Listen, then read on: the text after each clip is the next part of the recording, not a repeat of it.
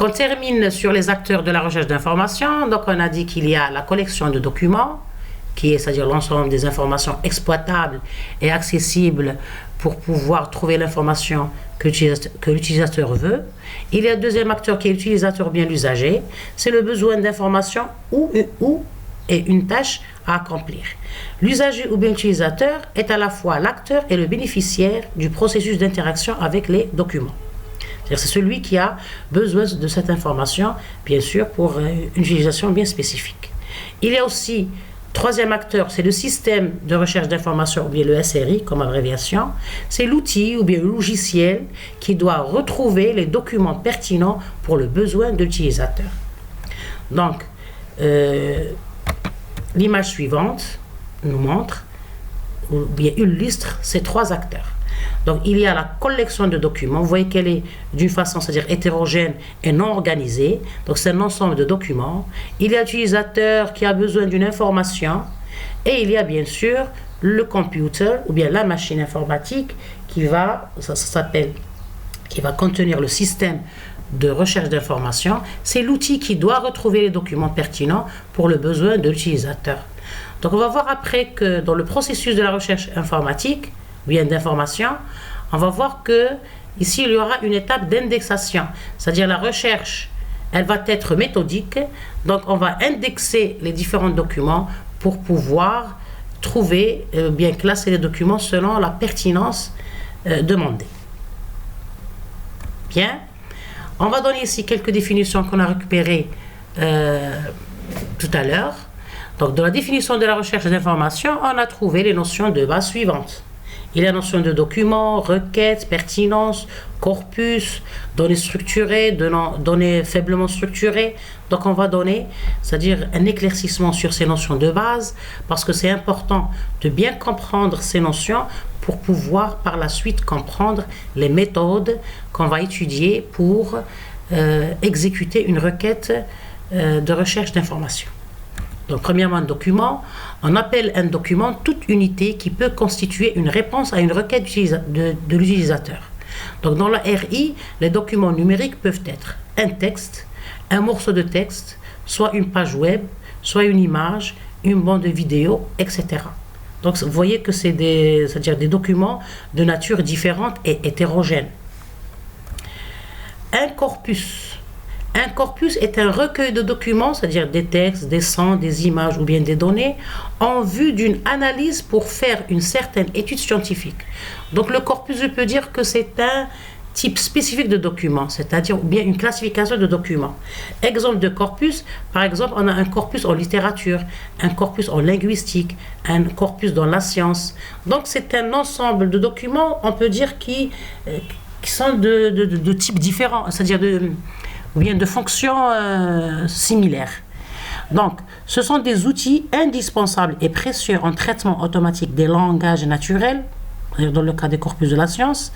Ils permettent en effet d'extraire un ensemble d'informations utiles pour des traitements statistiques. Donc, c'est toujours une façon d'organiser des documents pour une étude bien spécifique. Une étude ou bien une analyse bien spécifique.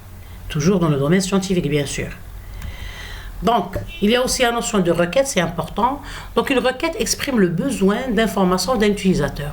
Je peux dire que la requête, c'est la question que se pose l'utilisateur. Mais c'est une question qui va poser à une machine, à un computer, ou bien un système de recherche d'information. Donc, c'est-à-dire le terme de cette question, la terminologie dédiée, c'est la notion de requête.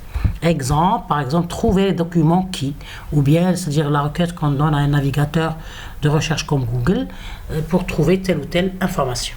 Donc, il peut s'agir d'une expression saisie par l'utilisateur pour interroger un SRI, un système de recherche d'information, afin de trouver l'information pertinente dont il a besoin. Vous voyez, donc, c'est la façon d'exprimer son besoin.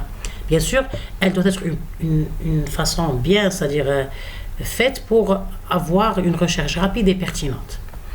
Donc le résultat de la requête c'est-à-dire doit être des documents pertinents. C'est ça, c'est la préoccupation de la recherche d'information.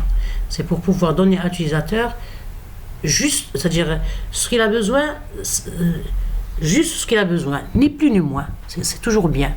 parce qu'avoir de la redondance dans la réponse, c'est-à-dire, ça n'aide pas l'utilisateur à trouver ce qu'il veut spécifiquement. Donc, la notion de pertinence est importante puisque c'est la qualité du document, bien de l'information donnée à l'utilisateur par le SRI. Donc, la notion de pertinence est très complexe. C'est une notion, elle est complexe. Pourquoi? Parce que je peux dire qu'elle est qualitative, c'est-à-dire elle est de nature qualitative. Donc, elle n'est pas facile à capter. Elle est mal captable, vous voyez? Donc, par exemple, si je dis que, par exemple, une addition, une opération d'addition, je sais que l'addition, c'est une opération c'est-à-dire entre deux réels. C'est une notion qui est claire et nette, elle est facile à comprendre. Mais une information pertinente, comment capter la pertinence d'une information? C'est ça la question. C'est ici où réside la difficulté de la recherche de l'information. Comment savoir que ce document est plus pertinent qu'un autre pour, c'est-à-dire le fournir à l'utilisateur qui le demande? Donc la pertinence d'une information est toujours relative, contextualisée. Vous voyez, elle rentre dans un certain contexte selon le besoin de l'utilisateur.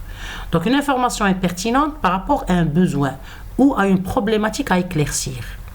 De façon générale, dans un document pertinent,